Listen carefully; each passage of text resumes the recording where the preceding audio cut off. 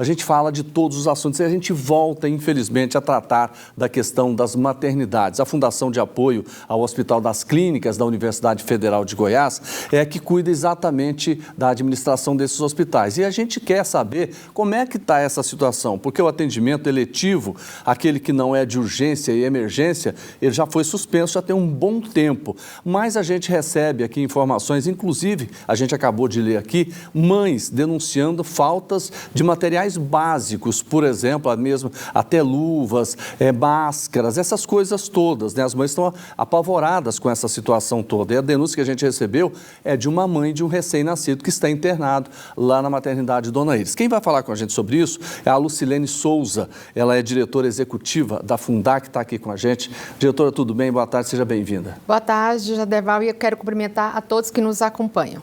Tá certo. Como é que está a situação? Tem alguma novidade? A senhora se reuniu hoje com o secretário de Saúde de Goiânia. Então, o que eu falo hoje é de uma reunião, inclusive a última que eu tive nessa manhã. Infelizmente, a condição de saúde das maternidades, das 3 maternidades, como você mesmo colocou, maiores aqui do município de Goiânia, continua na mesma situação caótica. O final de semana foi de muita turbulência, tentando, inclusive, garantir a escala de pediatras na Dona Iris, né? Que nós não tínhamos pediatra, inclusive um turno. Nós tivemos que fechar urgência e emergência. E aí, com muita negociação por parte do secretário, conseguiu-se manter as escalas. Mas eu tenho colocado, essa situação ela não é sustentável. Preciso olhar o todo, o contexto, porque nós estamos falando de alto valor financeiro que não é repassado para a Fundação, que gerencia as 3 maternidades. Então, nós estamos com vários serviços que foram suspensos. Fala alto valor, quanto é que a Prefeitura está devendo para as 3 maternidades hoje? As 3 maternidades, elas chegam a um valor de 86 milhões de reais. 86 milhões. Nessa reunião, o secretário deu uma luz no fim do túnel dizendo que vai pagar ou não? O que ele coloca, né, inclusive, que é uma posição até que ele tem solicitado ao gestor municipal, eles falam que não tem recurso financeiro. Que esse ano teve uma menor arrecadação financeira que ultrapassou o percentual garantido para a saúde. Ou seja, eu saio dessa reunião com muito mais preocupação, sem nenhuma previsão de orçamento. Agora, ele não fala, por exemplo, nós estamos no mês de outubro. Quer dizer, ainda tem outubro, tem novembro, tem dezembro. Ele não fala que esses meses pode sair alguma coisa ou ele já abriu mão de fazer o pagamento desses últimos meses? Ele tem se colocado extremamente de prontidão de buscar valores. Ele coloca a dificuldade do próprio sistema da prefeitura, mas que ele tem feito todo o movimento e mostrando ao gestor municipal a necessidade, colocando, inclusive, aquilo que eu tenho levado para ele diariamente, que é a condição que não é mais possível de manter os serviços, né? Hoje mesmo ele falou que tem uma nova conversa com o prefeito para colocar a situação. Porque nós temos várias promessas de valores a ser repassados que não foram cumpridos. A exemplo, na última sexta-feira, nós ficamos aguardando o recurso financeiro até às 19 horas e isso não ocorreu. Diretor, o que está faltando nessas maternidades? Todas as maternidades, né? Eu falo da falta de medicamentos, exemplo, antibióticos, medicamento básico, ocitocina, soro fisiológico, insumos, né, para garantir a segurança, máscaras, toucas, questões básicas, luvas. Como é que vocês estão fazendo?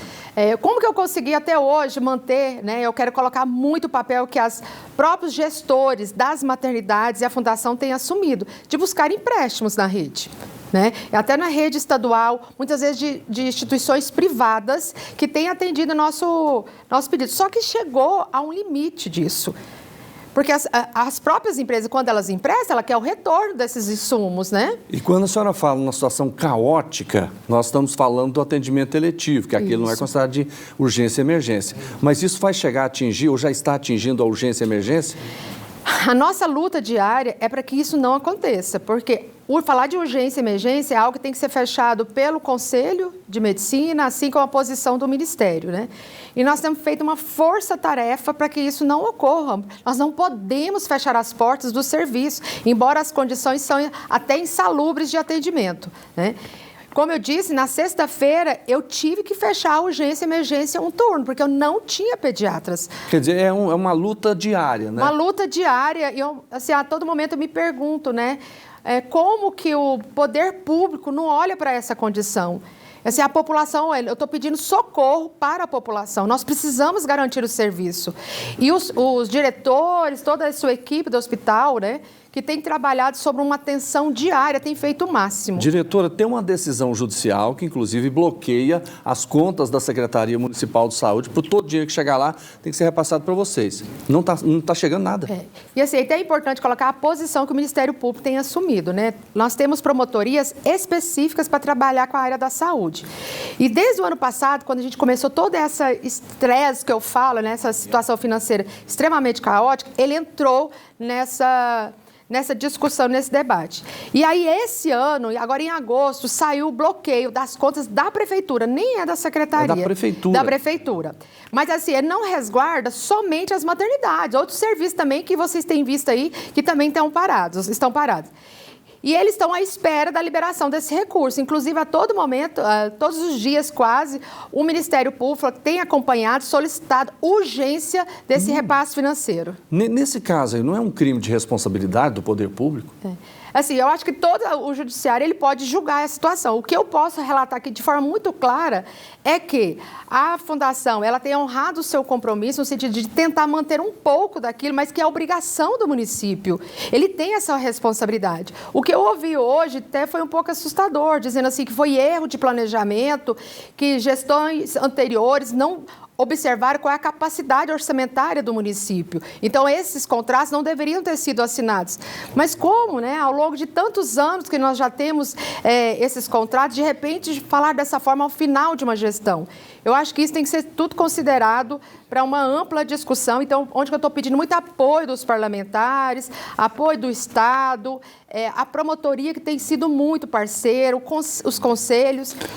E importante colocar que hoje eu acabei estabelecendo, né, um comitê de crise que ele está em todas as maternidades, né, para levantar as condições de trabalho. E nesse comitê de crise tem a participação do Conselho, do CREMEGO, nós estamos solicitando a participação do Ministério Público e a equipe técnica da Fundação. O Conselho Regional de Medicina está olhando, está investigando tudo isso aí e até tem um prazo. Isso. Não é isso? A senhora sabe quando é que está vencendo esse prazo para que o CREMEG possa tomar uma decisão até mais dura do que a gente está tendo? Essa semana, na verdade, ele já fez várias visitas, ele tem sido muito apoiador no sentido assim, de até observar as condições de trabalho dessas maternidades. Então, ele tem feito visitas, hoje mesmo tem uma visita que ele já fez pela manhã, e ele tem feito de forma rotineira, né? E nós temos respondido com a verdade, qual é a situação enfrentada nessas maternidades.